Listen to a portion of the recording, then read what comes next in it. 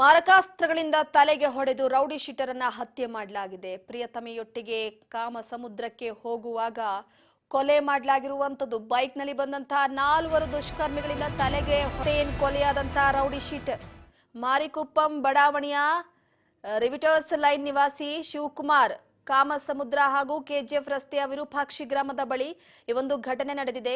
ಶಿವಕುಮಾರ್ ಜೊತೆಗಿದ್ದ ಪ್ರಿಯತಮೆ ಪ್ರಾಣಾಪಾಯದಿಂದ ಪಾರಾಗಿದ್ದು ಆರೋಪಿಗಳ ಸುಳಿವಿಗಾಗಿ ಪೊಲೀಸರು ಹುಡುಕಾಟವನ್ನ ನಡೆಸಿದ್ದಾರೆ. ಕೊಲೆಯಾದಂತ ಶಿವಕುಮಾರ್ ಅಂಡರ್ಸನ್ ಪೇಟೆ ಪೊಲೀಸ್ ಠಾಣೆಯಲ್ಲಿ ರೌಡಿ ಶೀಟರ್ ಆಗಿದ್ದ.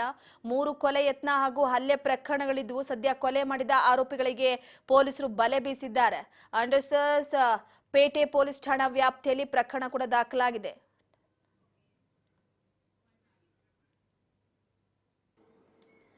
ಇದರಲ್ಲಿನ ಫಿರ್ಯಾದಿ 17 ವರ್ಷದ ಯುವತಿ ತನ್ನ ಯಾರ ಜೊತೆಗೆ ಆಕೆಯ ಮದುವೆ ಫಿಕ್ಸ್ ಆಗಿತ್ತು, ಇನ್ನೂ ಮದುವೆ ಆಗಿಲ್ಲ, ಮದುವೆ ಫಿಕ್ಸ್ ಆಗಿತ್ತು, ಮುಂದೆ ಮದುವೆ ಮಾಡ್ಕೋಬೇಕು ಅನ್ನುವ ಸಂದರ್ಭದಲ್ಲಿ ಅಂದರೆ ಮುಂದೆ ಮದುವೆ ಮಾಡ್ಕೋಬೇಕು ಅನ್ನೋ ಪ್ಲ್ಯಾನಲ್ಲಿದ್ದರು ಅವರು.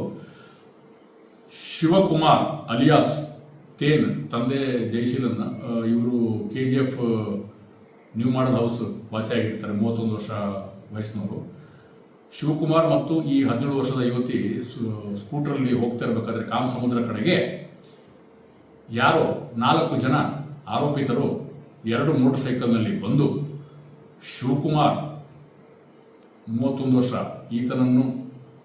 ಈತನಿಗೆ ಒಂದು ಆಯುಧದಿಂದ ತಲೆಗೆ ಹಲ್ಲೆ ಮಾಡಿದಾಗ ಆತ ಶಿವಕುಮಾರ್ ಅಲ್ಲಿಂದ ತಪ್ಪಿಸ್ಕೊಳ್ಳೋದು ಪ್ರಯತ್ನ ಮಾಡ್ತಾನೆ. ನಂತರ ಅವರು ಆತನನ್ನು ಹಿಂಬಾಲಿಸ್ಕೊಂಡು ಹೋಗಿ